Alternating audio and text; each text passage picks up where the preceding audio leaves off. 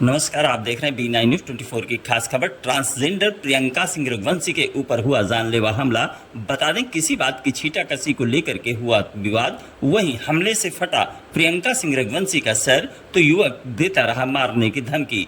मामला पूरा मोहनलालगंज कोतवाली का है, जहां तमाम किन्नर समाज के लोग मौजूद रहे। वहीं प्रियंका सिंह रघुवंशी कर रही कार्रवाई की मांग।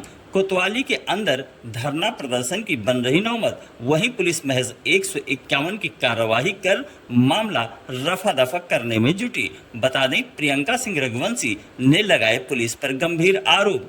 पूरा मामला मोहनलालगंज थाना क्षेत्र के मऊ नगर पंचायत का है, जहां प्रियंका सिंह रघुवंशी को नहीं मिल पा रहा है न्याय। देखिए खास खबर B9 न्यूज़ 24 के साथ, सुने पीड़ित की जुबानी।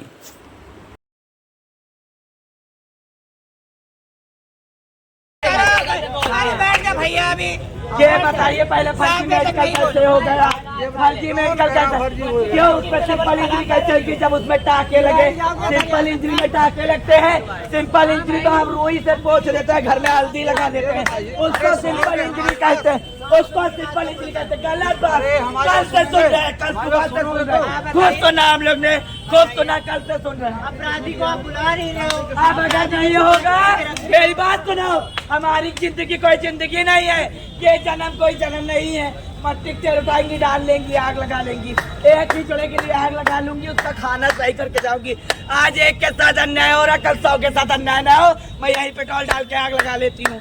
अगर नहीं इंसाफ होगा तो यही होगा। फिर भून देंगी बेटा, तुम ही जिम्मेदार हो। कल से तो जिम्मेदार हो रहे, कल से तुम सुन रही हो, कल से तो तुम लोग बता रहे हो, कल से तो देख रहे तुम लोगों का जैसा तुमने बताया। 7 बजे के बाद में जो हंगामे होंगे आप लोग देखेंगे। अरे कल से तो जो वही हंगामे होंगे देखेंगे आप लोग। ये कौन सी बात होती है? 7 बजे तक मैं चुप हूँ। मैं एक क्या हमारा हिजड़ा बरसात बूंदी दिन में तड़ जाएगा, मर जाएगा, कौन जिम्मेदार होगा?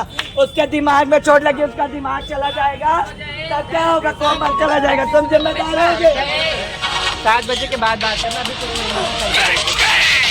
अब अन्ना अगर इसके खड़ा करे तो उठा के लाके जोड़ों पे चालू कर दो, चालू कर दो। हाँ, अल्लाह अल्लाह के जहरे दे लो, खा खा के मर जाए हम लोग।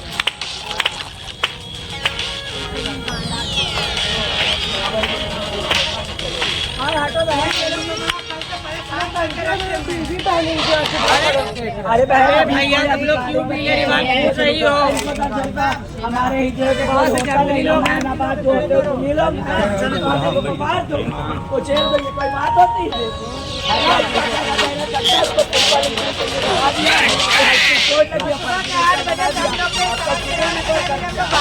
कोई तरीका है? देखो इस पे इतने सारे यहाँ पे खड़े थे, कोई के मुंह में आवाज नहीं थी। हिजड़ों का कोई होता ही नहीं है। पैदा हुई तो माँ बाप ने छोड़ दिया इन्होंने।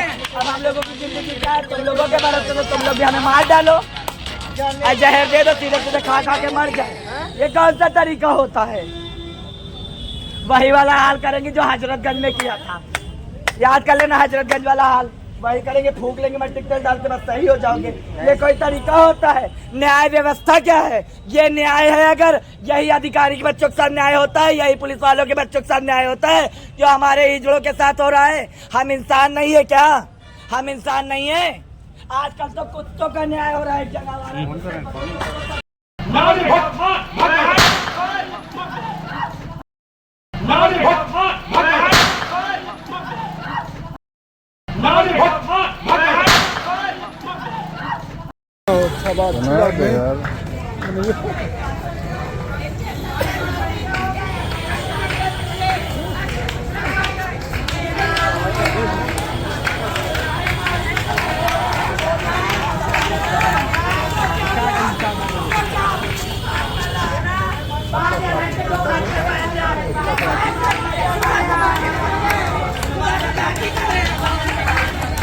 प्रशासन भी घबराता है, आसपास के लोग भी बहुत घबराते हैं।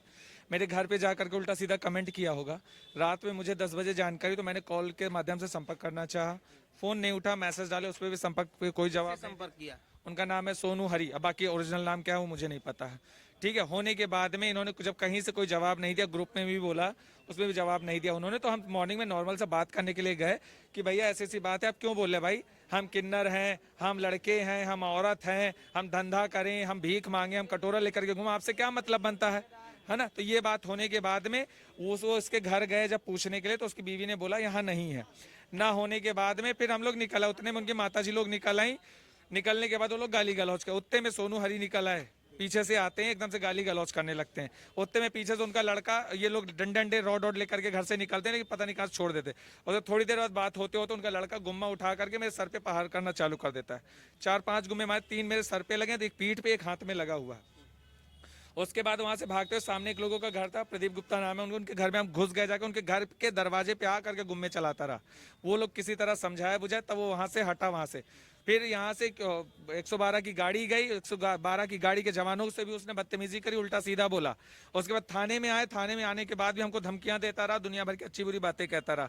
अब उसके बाद में जब FIR होती है, FIR में 151 में हमारी FIR होती है 7:30 बजे, और उसका चालान हो जाता है 4:30 बजे। पुलिस हमें कहती है कि आपके मुकदमे में उसका चालान किया गया। जब हमारी मुकदमा ही 7:30 बजे लिखा गया, तो हमारे मुकदमे में चालान कहाँ से चला गया। और रही बात पुलिस प्रशासन कह रहा, उसके बाद जब हमारे साथी लोग जो है परेशान होने लगे, बहुत देर हो गई, 7 बजे हम लोगों ने जब प्रदर्शन करना शुरू करा, तब उस पर जा करके उन्होंने FIR लिखी। उसके बाद बोला आपका दोबारा मेडिकल होगा, उल्लू बना करके मुझे CSC भेजा गया। हमको डॉक्टर ने देखा भी नहीं और रेफर सिविल कर दिया।